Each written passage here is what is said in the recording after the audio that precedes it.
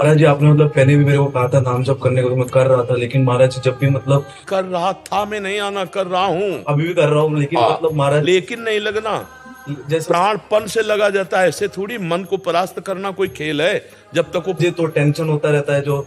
कौन सा टेंशन? खाली जगह टेंशन, भरी जगह तो टेंशन कहाँ। जैसे महाराज जी, जैसे मैं मतलब 2 साल से कोटा में तैयारी कर रहा हूँ, अभी मतलब 2 साल से नहीं हुआ, अभी ये तीसरा साल, इस बार भी नहीं होगा तो क्या होगा? कुछ नहीं, वही एक क्षेत्र है। इसका मतलब इसके बाद शरीर छोड़ दे। या ऐसे मूर्खतावत बच्चे तो अपने शरीर का आघात कर लेते हैं। हर एक जगह हम परास्त हो गए तो क्या हमारा जीवन ही नहीं रहा? हम पढ़ाई नहीं पढ़ पाए, हम ग्रेजुएट नहीं हुए तो हमारा जीवन नहीं हुआ। क्यों नहीं महाराज जी, मेरा मतलब है कि नाम तक छूट जाता है, जैसे टेंशन होता है कल एग्जाम है, क्या होगा, ये होगा। टेंशन क्यों लेते हैं यार? समय से पढ़ो और भगवान का स्मरण करो, और आएगा तो पढ़ाई के अंदर ही। बच्चा अगर ब्रह्मचर्य ठीक है और आप नाम जप कर रहे हो, तो एक बार सुना दिया जाए हमको तो हमारे दिमाग में टेप हो जाएगा स्मृति। ब्रह्मचर्य में वो पवित्र स्थिति है। तभी तो हम कह रहे हैं आज के जो बच्चे हैं ना, ब्रह्मचर्य का नाश करते हैं, स्मृतिहीन हो रहे हैं। अब डर लगता है परीक्षा से, ऐसे फेल हम कैसे हो जाएंगे?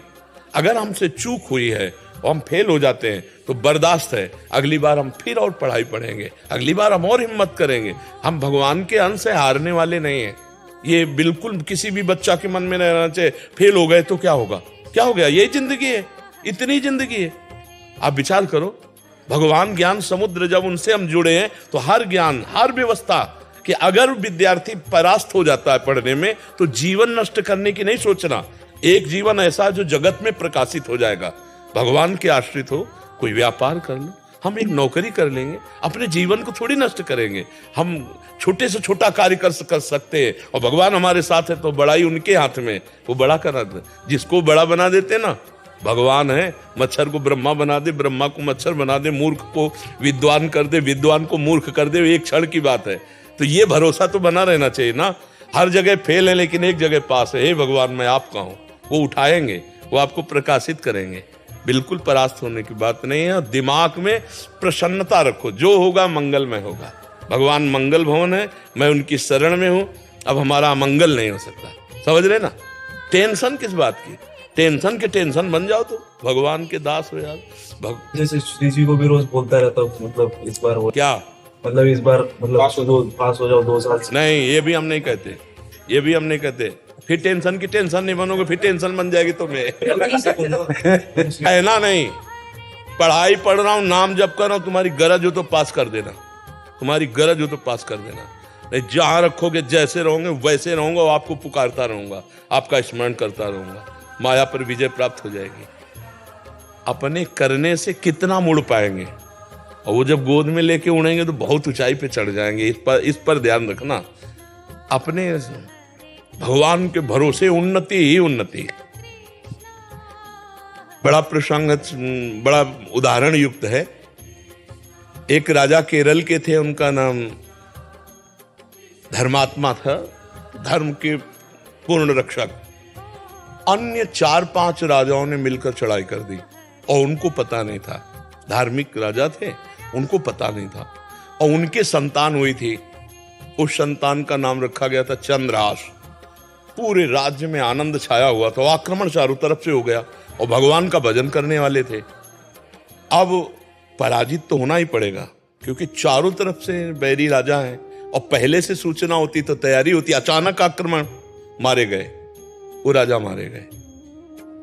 अब रानी ने देखा कि पूरे महल पर आक्रमणकारी आ गए, तो दासी से पैर पकड़ा और कहा, तू ही बचा सकती मेरे बेटे को, भगवान तुझे सामर्थ्य दे। और महल में काट मार मचाए हुए थे, कोई भी वंश का नहीं बचना चाहिए। दासी ने बहुत प्रवीणता की, और टोकरी में, जिसमें दोना पत्तल डाले जाते हैं, ऐसे डालकर नीचे बालक चंद्रहास, और निकली। सैनिकों का क्या है, तो ऊपर से ऐसे दिखाया दोना पत्तल, उनका निकलने दो, ये तो दासी है। राज परिवार का कोई नहीं बचना चाहिए। सब रानी, सब पूरा परिवार मार डाला। वो भाग करके दूसरे राज्य में पहुंची। बहुत प्रवीण थी, दासियां बहुत प्रवीण होती हैं। तो धृष्ट बुद्धि नाम के जो उस राज्य के मंत्री थे, उनकी शरण में गए, उसको राजकुमार बचाना था। तो उसने स्पष्ट कहा, मैं केरल के राजा की दासी हूं और ये मेरा पुत्र है, मैं हर कार्य में प्रवीण हूं, आप चाहे जिस दास्ता में रख लें, उस मेरे राज्य में सब विध्वंस हो गया। ये नहीं बताया कि राजकुमार है, मेरा पुत्र है और मैं इसकी रक्षा करना चाहती हूं आपकी शरण में रहकर। उन्होंने कुछ परीक्षाएं ली तो दासी कला में तो प्रवीण थी, उसे दासी बना के रख लिया और वो बालक राजमंत्री के घर में। भगवान जिसकी रक्षा करते हैं, ध्यान से सुनते रहो, भगवान किस हालत में पहुंचा दिया कि बिल्कुल मिटिया मेट। अब देखो उनकी उन्नति। अब एक दिन दृष्ट बुद्धि की पुत्री थी, उसका नाम था विषया। वो उसका जन्मदिन उत्सव मना रहे थे, तो बड़े बड़े विद्वान सब आए हुए थे। तो पुत्री का हाथ दिखाया तो विद्वानों ने ऐसे रेखा देखी और लड़के को देखा खेलते हुए, चंद्रास जी को। तो उनका इसका पति तो ये होगा। तो एकदम अपमान लगा ना, राज्य मंत्री और उस दासी पुत्र। तो उस समय तो कुछ नहीं बोला, जो सब सभा गई सो जल्लाद बुलाए और कहा इसको काट के फेंक दो जंगल में जाके। अब दासी की क्या चाला, वहां दासी को पता भी नहीं चल पाया, चंद्रास जी को गायब कर दिया। अब चंद्रास जी को जंगल में ले गए और उनको देवर्षि नारद जी ने जब यहां दासी पुत्र बन करके रह रहे थे तो एक छोटा सा शालिग्राम दिया था। कहा था मुख में रखे रहना, चरणामृत पान करते रहना और कृष्ण कृष्ण कृष्ण ऐसा बोलते रहना। जो भगवान का भजन करने वाले पिता थे, उसी के प्रभाव से देवर्षि नारद जी ने चंद्रास जी को नाम का उपदेश किया। जब वो जल्लाद जंगल में ले गए, बोले बेटा तुम्हें पता हम क्यों लाए? तो उनका हमें तो पता नहीं। तो उनका तुम्हें मारने लाए हैं, मंत्री का आदेश है। तो उनका हमने कोई गलती की है क्या? तो उनका नहीं, उनका आदेश है और हम जल्लाद हैं, हमारे दया है नहीं। पर तुम्हें देखकर ऐसा लगता है कि क्यों मारूं, पर तुम्हें छोड़ दूंगा तो हमारी नौकरी चली जाएगी, हमें फांसी में चढ़ा देंगे। मैं मारूंगा नहीं तुम्हें।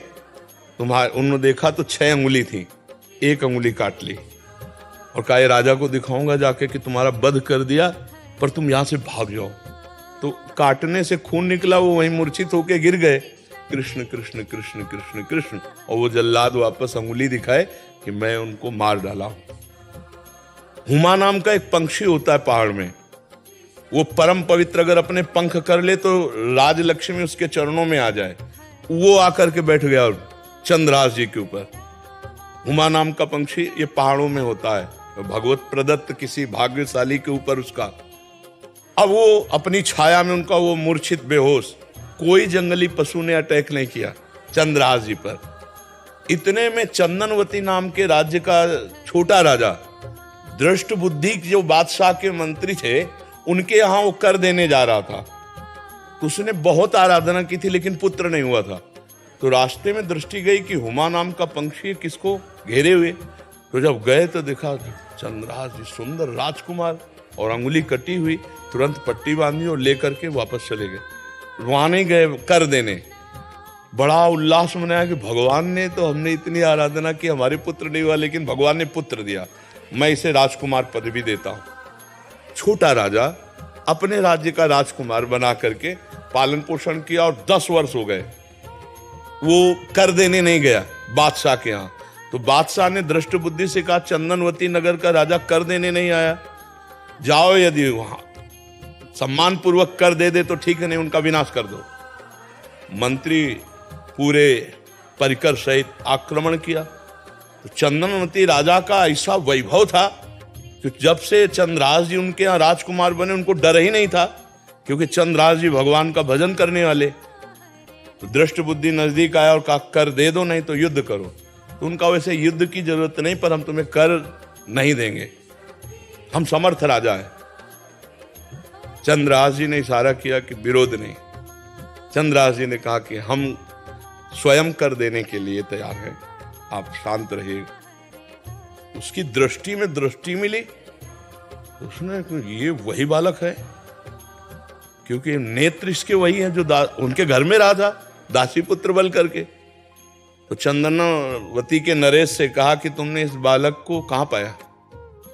तो उन्होंने पूरी बात सुनाई। तो उन्होंने कहा अरे फिर तो जो प्रारब्ध है वो होके रहेगा, ये मेरी बेटी का दूल्हा, अरे इसको मैं दूल्हा नहीं बनने दूंगा। उसने कहा मैं कर माफ करता हूं, केवल तुम एक बार बादशाह के सामने जाओ, पहले तुम नगर में जाओगे हमारे घर, वहां तुम्हारा स्वागत होगा और इसके बाद तुम बादशाह के पास जाओगे। का स्वीकार है। राजा को मना लिया चंदनवती नरेश को कि महाराज आप चिंता मत कीजिए।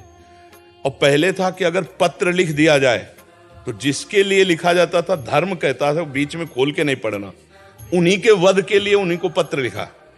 और उनके जो बेटे थे उनको लिखा कि बेटा ये पुरुष जिसको मैं भेज रहा हूं जाते ही विष दे दिया जाए, जाते ही भोजन में विष, हलाहल तुरंत मर जाना चाहिए।